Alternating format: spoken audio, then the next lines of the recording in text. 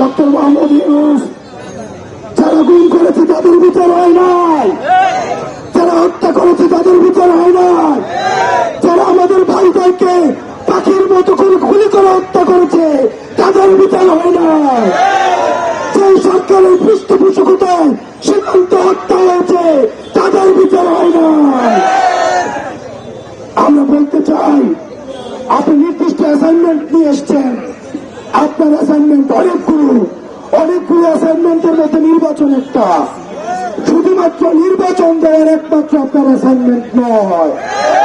অন্য রাজনৈতিক দলগুলোকে বলতে চাই, আপনারা যেভাবে টাইম ফ্রেম দিয়ে নির্বাচন চাচ্ছেন, ঠিক একইভাবে টাইম ফ্রেম দিয়ে আপনারা বিচার এবং সংস্কার চান। দুঃখজনক বিষয়, অনেক রাজনৈতিক দল শুধুমাত্র নির্বাচন বলছে, কিন্তু বিচার এবং সংস্কারে তাদের কোনো আগ্রহ নাই। বাংলাদেশের সংবিধান, যে সংবিধান হচ্ছে মূলত আওয়ামী বিধান, এই আওয়ামী বিধানের প্রতি বাংলাদেশের অনেক রাজনৈতিক দলের এখন মায়া জন্মেছে।